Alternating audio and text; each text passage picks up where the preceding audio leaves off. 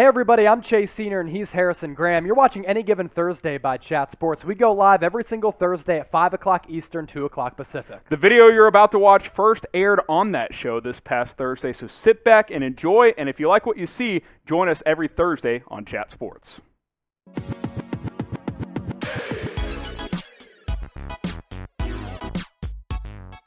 Let's talk about some of the top New York Knicks preseason headlines here on Any Given Thursday by Chat Sports. I'm Harrison Graham. He's Chase Senior. NBA regular season just about 10 or 11 days away. So I've cooked up some headlines around the New York Knicks. And hey, early on in the preseason, it looks like this is a revamped offense. Let's talk about it a little bit. You add Evan Fournier. You get Kemba Walker into the fold as well. You assume Julius Randle bounces back from a poor playoff showing. RJ Barrett should take another step. D. Rose is still on this team. You got a lot of guys that can score the basketball when it was very critical for the New York Knicks to add not just scoring but shooting and floor spacing. And that's what Fournier and Kemba to an extent really provide for this offense. I like what this starting five could look like, and I think there's a lot of depth on this team as well. We know that there's physical defensive attributes that you like under a Tom Thibodeau squad, but now the Knicks may have the offense to go along with that defense. Okay, speaking of Kemba, is he the answer at point guard? Well, first preseason game, he played pretty darn well. Obviously, he loves Madison Square Garden going back to his college days at UConn. He grew up in New York. He has probably been waiting his entire career to play for the New York Knicks. And now, while he still has a lot of good basketball in front of him, in my opinion, if he can stay healthy, it's nice to see him get to embrace this opportunity. I think if he's healthy, this is the best point guard the Knicks have had in quite a while. Hopefully, he can stay healthy and those knees don't end up flaring up on him throughout this season. Is Kemba Walker the answer the Knicks have been searching for at point guard? Type Y for yes, type in for no. Cast your votes down in the comment section. I believe he can be if he's healthy. So let us know and subscribe if you want more Knicks videos at youtube.com/KnicksTV. All right, my third point, and I think this is an important one. Obi Toppin Immanuel Quickley making that second-year jump. Obviously, Toppin was a bit of a disappointment last year, but he played well in the summer league. He seemed to really attack this offseason. He looked good in the preseason opener. If he can be that stretch four that comes off the bench, I'll say this. You can't have Taj Gibson playing over Obi Toppin. You just can't. Like, that means that Toppin is not developed to the point that you need him to.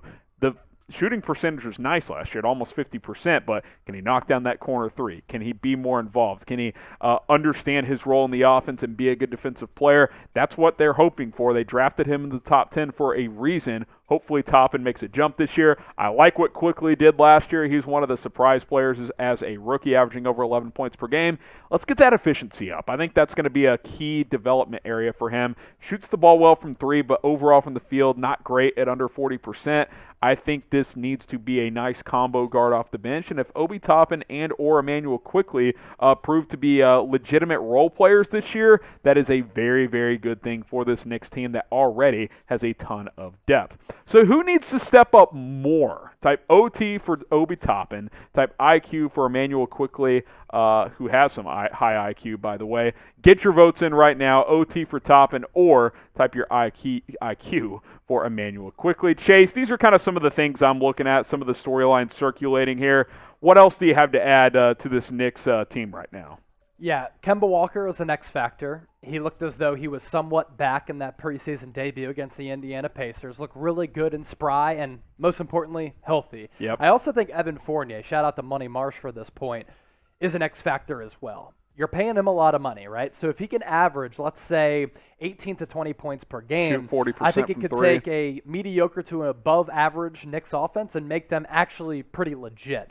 And they just have a bunch of different options that they can hit you with, whereas last year, I don't think that was the case. It was Julius Randle, it was RJ Barrett, and They were begging Julius to play hero ball. That was pretty much it. And And Derrick Rose was starting games for them, and he was their closer at the guard spot. So now you have a lot of different options offensively, and we know that defensively, Tibbs is always going to have these guys playing well. So the NBA preseason is ongoing. Harrison Graham and Chase Sr. here, and which means the NBA regular season is just around the corner. So we'll kind of get you guys caught up with some of the schedule, the dates, and storylines in the preseason here. Obviously, some games have already happened. All teams, I should say, play 4 exhibition games during the preseason before things get ramped up here in the later part of October. October 19th, there's a couple of games, then all 30 NBA teams are in action by the 21st. But basketball, it's back in the preseason. The regular season is almost back. Chase, you ready, man? You ready for opening night? I'm ready because I started here at Chat Sports on March 1, and I got to see what the NBA trade deadline was like, NBA playoffs, NBA free agency, the NBA draft, and I got to see firsthand how wide of an audience we have when it comes to the NBA. I'm ready to ramp up our coverage because I love talking hoops with the peeps. So type me down in the comments if you're ready for opening night of the NBA. Get those me's down below. We've talked about this recently, the MVP odds, Chase.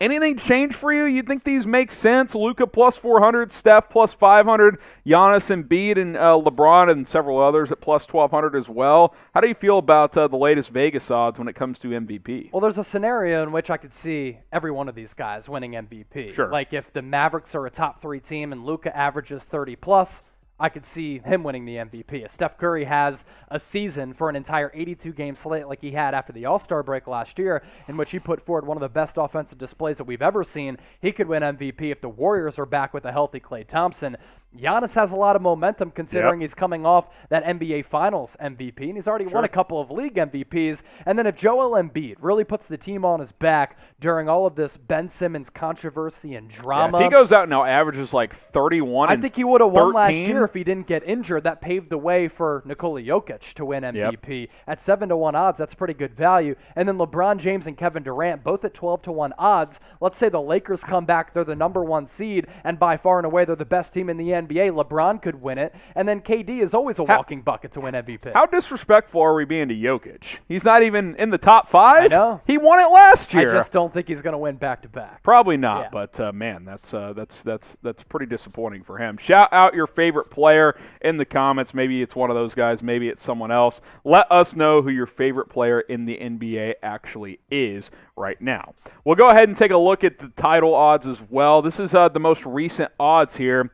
You got to wonder if these Nets odds start to shift here, Chase, with the whole Kyrie Irving situation. You got the Lakers at plus 300 and then defending champs at plus 900.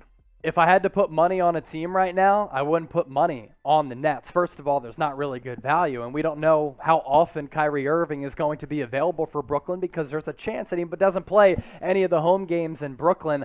Lakers at plus 300 at 3-1 odds. It's decent value. I'm kind of looking, if you want value, like true value, Bucks at 9-1 odds, Warriors at 11-1 odds. I really wouldn't take the Jazz. I think the Bucks and Warriors have the best odds on that list. I think the best value play is the Bucks at plus. I mean, they won it last year. Yeah. I mean, they're at least in the mix, if nothing else. So, hey, NBA season just around the corner. Preseason continues to get underway as we get to see, kind of that first sniff of these 30 teams before basketball officially gets back on October 19th. I can't wait, and we'll continue to have you guys covered here at Chat Sports. It's youtube.com/ChatSportsTV. Myself, Chase Sr. will have you guys covered on all things NBA throughout the regular season. Once trade deadline almost gets here in March, that's when things really ramp up, and then, of course, the postseason and next offseason as well. It's youtube.com/ChatSportsTV.